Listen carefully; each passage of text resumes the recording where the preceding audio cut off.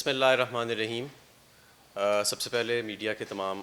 حضرات کا، خواتین کا بہت شکریہ کہ ایک شارٹ نوٹس پہ آپ نے موقع دیا۔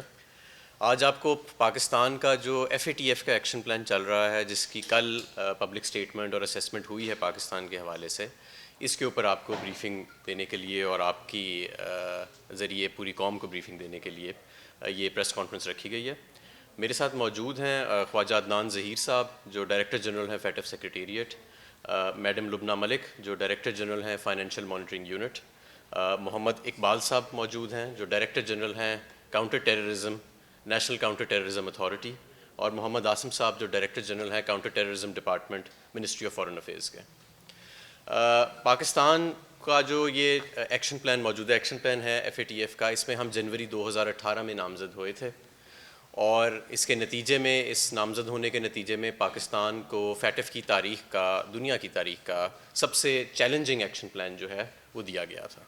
اور اس کا اعتراف اس مرتبہ FATF کی ممبر کنٹریز نے خود کیا کہ اس سے کمپریہنسو اور چیلنجنگ ایکشن پلان پہلے کسی ملک کو FATF کی طرف سے نہیں دیا گیا تھا۔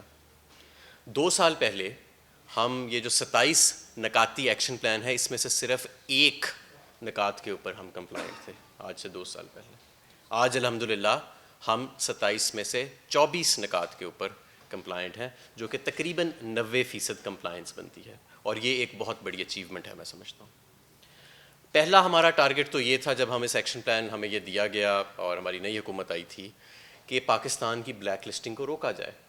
کیونکہ بلیک لسٹنگ کے پاکستان پر بڑے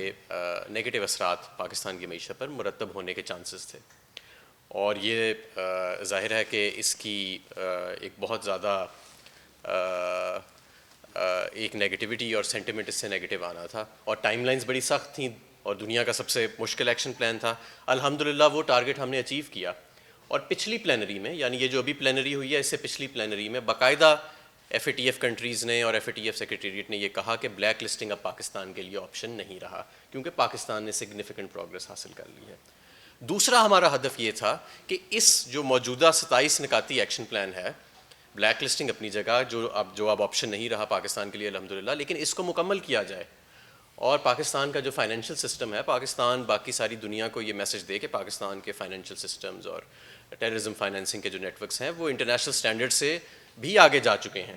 اور آپ نے دیکھا الحمدللہ آج FATF خود کہہ رہا ہے کہ 90% کے قریب ہمیں کمپلیشن جو ہے وہ حاصل ہو گئی ہے۔ میں آپ کو یہ بھی بتاتا چلوں کہ پاکستان میں کووڈ پینڈیمک جب آیا ہے باقی ساری دنیا کی طرح، تو ہمارے پاس یہ آپشن موجود تھا کہ ہم رپورٹنگ نہ کرتے، لیکن ہم رپورٹنگ، اور کچھ ملکوں نے یہ آپشن ایکسرسائز کیا، لیکن ہم نے اس وقت کا فائدہ اٹھایا اور ہم رپورٹنگ کرتے رہے، اور ہمیں سگنیفیکنٹ پروگرس بھی ملتی رہی الحمدللہ، اور اس کا نتیجہ آپ کے سامنے ہے۔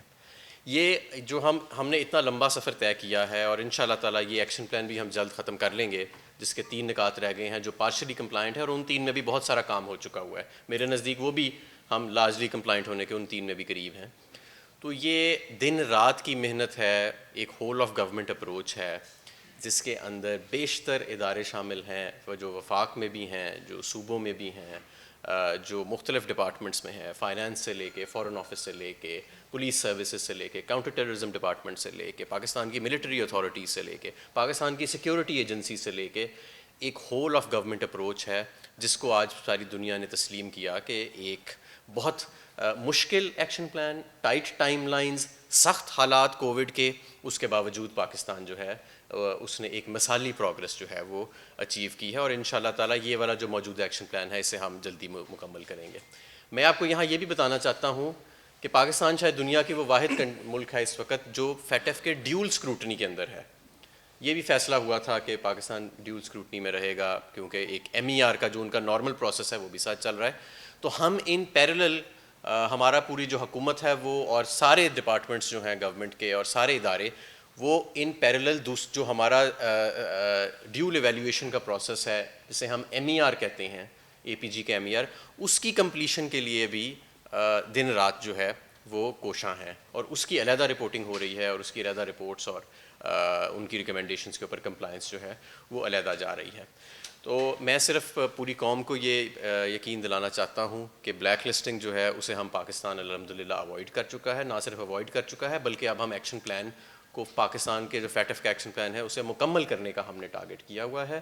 اور ہم اس کو انشاءاللہ تعالی ہماری کوشش ہے کہ جون میں یہ جو 27 کے 27 نکات ہیں ہم ان کو مکمل کریں. اور جو دوسرا میوچل ایویلیویشن کا ہمارا ان پیرالل چل رہا ہے اس کے اوپر بھی بہت سارا کام ہو چکا ہوا ہے اور بہت زیادہ کام ہو رہا ہے, اور پوری جو گورنمنٹ ہے اس کی ایک کنسرٹڈ ایفرٹ جو ہے وہ جاری ہے. بہت شکریہ, اور اگر اب آپ کے سوالات ہیں تو میں وہ لوں گا.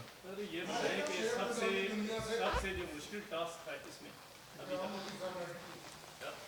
سب سے جو مشکل ٹاسک آپ کے سامنے رہا ہے وہ 1 یا 2 یا 3 ہی ہوں گے 27 میں سے, وہ کیا تھا اور اس پہ سب سے زیادہ انہوں نے کیا سوالات کیے آپ سے جو مشکل تھے جن کے جواب دینا مشکل؟ نہیں دیکھیں, جو آپ لارجلی ایڈریس کری جاتے ہیں ایکشن آئٹمس ان پہ پھر دوبارہ سوالات نہیں ہوتے. ظاہر ہے جب ہم پہلے جاتے تھے تو جیسے میں نے بتایا 2 سال پہلے 27 میں سے 26 نکات انکمپلیٹ تھے, تو ان 26 کے اوپر سوالات ہوتے تھے. پھر آپ نے 5 مکمل کیے, پھر آپ نے 10 مکمل کیے, پھر آپ نے 11 اور مکمل کیے, اور اب آپ نے 3 اور مکمل کیے. تو جو آپ مکمل کرتے رہتے ہیں ان کی پھر ڈپلیکیشن نہیں ہوتی, ان پہ سوال نہیں ہوتے. سوال انہی پہ ہوتے ہیں جو 2-3 آئٹمز رہ جاتی ہیں. مطلب یہ کہ جو 27 ہیں اس میں سب سے مشکل ٹاسک ہے فلفل کرنا, وہ کون سا تھا؟ دیکھیں اس کے اندر اس طرح ہر ٹاسک جو ہے وہ دوسرے سے کچھ مختلف ہے, کچھ اوور لیپ بھی ہے. کراس بارڈر سمگلنگ ہے, فائنینشیل انسٹیٹیوشنز کی بینکوں کے حوالے سے جو ریگولیشنز تھیں وہ ایک بہت بڑا چیلنج تھا جو ہم الحمدللہ مکمل طور پہ جس کی کمپلائنس حاصل کر چکے ہیں. اس کے علاوہ ٹیررزم فائنینسنگ کی انویسٹیگیشنز تھیں, ہماری کیپیسٹی بلڈنگ تھی, انٹر ایجنسی کوآرڈینیشن تھی, جن ساری یہ وہ چیزیں ہیں جن کے اوپر ہمیں اکثر کی ایکشن آئٹمس پہ اب لارجلی کمپلائنٹ اسٹیٹس مل چکا ہے. تو میں کسی ایک کو دوسرے سے اس طرح تو نہیں جوڑ سکتا.